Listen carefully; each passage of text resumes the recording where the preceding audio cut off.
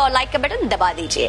क्या आप जानते हैं कि भारत को सोने की चिड़िया बनाने वाला असली राजा कौन था? Any guess? कौन था वो राजा जिसके राजगद्दी पर बैठने के बाद उनके श्रीमुख से देववाणी ही निकलती थी और देववाणी से न्याय होता था? कौन था वो राजा? अभी तक कुछ याद आया, कुछ पता है, नाम सुना है, या अकबर बिरबल की खिचड़ी में ही रह गए? जिसके राज्य में अधर्म का संपूर्ण नाश हो गया था, कौन था वो राजा? महाराज विक्रमादित्य। बड़े ही दुख की बात है कि महाराज विक्रमादित्य के बारे में देश के लगभग शून्य बराबर ज्ञान है। नहीं पता ना? जिन्होंने भारत को सोने की चिड़िया बनाया था और स्वर्णिम काल लेकर आए थे।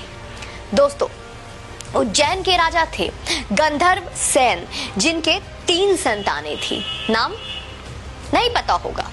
सबसे बड़ी लड़की थी मैनावती, उससे छोटा लड़का था जिसका नाम था भृतहरि, और सबसे छोटा वीर विक्रमादित्य। नहीं पता होगा। विक्रम की माता का नाम क्या था? सौम्य दर्शन, जिन्हें वीरमती और मदन रेखा भी कहते थे।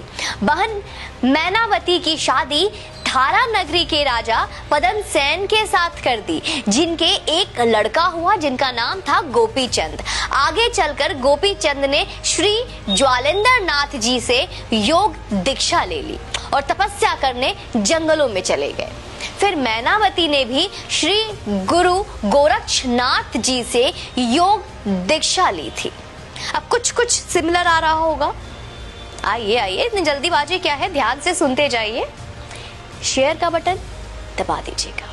दोस्तों, विक्रमादित्य उज्जैन के राजा थे जो अपने ज्ञान, वीरता और उदारशीलता के लिए प्रसिद्ध थे। उन्होंने पूरे एशिया पर अपना शासन व्यवस्थित किया था। अरब पर इनके शासन का प्रमाण सायर-उल-ओकुल ग्रंथ के पृष्ठ संख्या 315 से मिलता है। आप उस ग्रंथ के पन्नों को पलटिए। इस ग्रंथ की रचना अरबी कवि जरहाम कितनोई ने की है। यह ग्रंथ वर्तमान में इस्तांबुल शहर के प्रसिद्ध पुस्तकालय मकतबे सुल्तानिया में स्थित है। सम्राट विक्रमादित्य ने शकों को पराजित किया था। उनके पराक्रम को देखकर ही उन्हें महान सम्राट कहा गया और उनके नाम की उपाधि कुल 14 भारतीय राजाओं को दी गई। उपाधि समझते हैं आप? विक्रमादित्य की उपाधि भारतीय इतिहास में बाद के कई अन्य राजाओं ने प्राप्त की थी, जिनमें गुप्त सम्राट चंद्रगुप्त द्वितीय और सम्राट हेमचंद्र विक्रमादित्य, जो हेमू के नाम से प्रसिद्ध थे, उल्लेखनीय है। विक्रमादित्य के पूरे दरबार में नवरत्न रहते थे। कहना चाहिए कि 9 रत्नों रखने की परंपरा का प्रारंभ भी उन्होंने ही किया था। दोस्तों, उनके अनुसरण करते हुए कृष्णदेव राय और अकबर भी नवरत्न रखे थे। सम्राट अशोक के दरबार में भी नवरत्न रखे थे। विक्रमादित्य के 9 रत्नों का नाम जानते हैं आप? आइए। नंबर 1 धन्वंतरी, नंबर 2 छिपाका, नंबर 3 अमर सिन्हा, नंबर 4 शंकु, 5 बेताल भट्ट, 6 घट कारपारा, 7 कालिदासा, 8 वारामिहिर और 9 वरुचि। महाकवि कालिदास की पुस्तक ज्योतिर्विद भरण के अनुसार उनके पास 30 मिलियन सैनिकों, 100 मिलियन विभिन्न वाहनों और 25,000 हाथी और 400,000 समुद्री जहाजों की एक सेना थी। दोस्तों, कहते हैं कि उन्होंने ही विश्व में सर्वप्रथम 1700 मील की विश्व की सबसे लंबी सड़क बनाई थी, जिसके चलते विश्व व्यापार सुगम हो चला था। आसान, बहुत इजी। आज ये देश और यहाँ की संस्कृति केवल विक्रमादित्य के कारण अस्तित्व में है। इस बारे में ज्ञात है आप? अशोक मौर्य ने बौद्ध धर्म अपना लिया था। शायद ये इतिहास के किताबों में भी पढ़ाया गया था और बौद्ध धर्म बनकर 25 साल राज किया था। भारत में तब सनातन धर्म लगभग समाप्ति पर आ गया था। दोस्तों, जी हाँ, आप बहुत चौंक रहे होंगे सुनकर कि मैं क्या कह रही हूँ। देश में बौद्ध और अन्य हो चुके थे। रामायण और महाभारत जैसे ग्रंथ खो गए थे, बिल्कुल खोने से लग गए थे। महाराज विक्रम ने ही पुनः उनकी खोज करवाकर उसे स्थापित किया। विष्णु और शिव जी के मंदिर बनवाए और सनातन धर्म की फिर से संरक्षण किया, बचाया।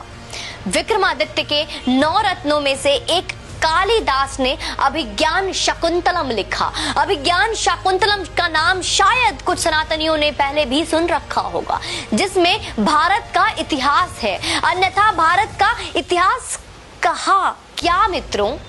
हम भगवान कृष्ण राम को ही खो चुके थे। हमारे ग्रंथ ही भारत में खोने के कगार पर आ गए थे। बहुत चौंकाने वाली बात बता रही हूं मैं आपको। उस समय उज्जैन के राजा भृतहरि ने राज छोड़कर श्री गुरु गोरक्षनाथ जी के योग की दीक्षा ले ली और तपस्या करने जंगलों में चले गए और अपना सारा राज अपने छोटे भाई विक्रमादित्य को सौंप दिया। वीर विक्रमादित्य भी श्री गुरु गोरक्षनाथ जी से गुरु दीक्षा लेकर राजपाट संभालने लगे। और आज उन्हीं के कारण, मैं फिर से बार बार दोहराऊंगी, आज उन्हीं के वजह से, उन्हीं के कारण सनातन धर्म बचा हुआ है। हमारी संस्कृति, हमारा धरोहर बची हुई है। Our heritage, our culture is still safe because of him. महाराज विक्रमादित्य ने केवल धर्म ही नहीं बचाया है, उन्होंने देश को आर्थिक तौर पर सोने की चिड़िया बनाई। उनके राज को ही भारत का स्वर्णिम राज कहा जाता है दोस्तों। विक्रमादित्य के काल में भारत का कपड़ा विदेशी व्यापारी सोने के वजन से खरीदते थे। एक वो वक्त था, भारत में इतना सोना आ गया था, इतना अधिक सोना था कि वो सोना नहीं, गोल्ड। सब लोग सो जाओ, गोल्ड। विक्रमादित्य काल में सोने के सिक्के चलते थे। आप गूगल इमेज कर विक्रमादित्य के सोने के सिक्के देख सकते हैं कि किस तरह के सोने के सिक्के उस वक्त होते थे, किस तरह के सोने के सिक्के पाए जाते थे उनके काल में। कैलेंडर जो विक्रम संवत लिखा जाता है वह भी विक्रमादित्य का स्थापित किया हुआ है। हमें उसे फिर से लाना है। आज जो भी ज्योतिष गणना है, जैसे हिंदी संवत, वार, तिथियां, राशि, नक्षत्र, गोचर आदि, उन्हीं की रचना है। वे बहुत ही पराक्रमी, बलशाली और इतना ही नहीं, बहुत ही बुद्धिमान राजा थे। कई बार तो देवता भी उनसे न्याय करवाने आते थे। आप इस बात से अंदाजा लगा सकते हैं, विक्रमादित्य के काल में हर नियम धर्म शास्त्र के हिसाब से बने होते थे। न्याय, राज सब धर्म शास्त्र के नियमों पर चलता था। आप इससे उनका छवि अपने मस्तिष्क में खुद निर्माण कर सकते हैं। विक्रमादित्य का काल प्रभु श्री राम के राज के बाद सर्वश्रेष्ठ माना गया है, जहां प्रजा धनी थे, जहां प्रजा खुश थे और धर्म पर चलने वाले थे। बड़े दुख की बात है कि भारत के सबसे महानतम राजा विक्रमादित्य के बारे में हमारे विद्यालयों में, स्कूलों में, कॉलेजों में कहीं कोई स्थान नहीं है। कोई उचित स्थान ही नहीं दिया गया उन्हें। देश को अकबर, बाबर, औरंगजेब जैसे दरिंदों और आक्रांताओं का इतिहास पढ़ाया जा रहा है। उन्हें महान बता। इस वीडियो को अधिक से अधिक शेयर करें। हर उस योगी समर्थक तक भी पहुंचाइए जो योगी जी का खुद को प्रशंसक बताते हैं। हम भी तो देखें कि कितना जानते हैं आप योगी आदित्यनाथ के बारे में और कितना चाहते हैं आप कि इतिहास का वो सच जो हम तक आज तक पहुंचा ही नहीं, वो किस तरह से सनातनियों के पास पहुंचना चाहिए।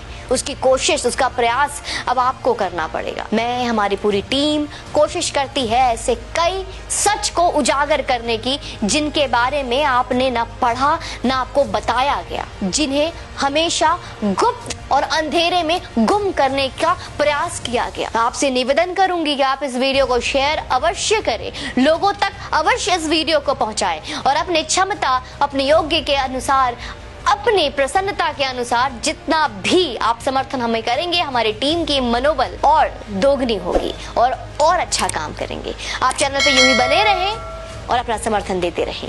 जय हिंद, वंदे मातरम।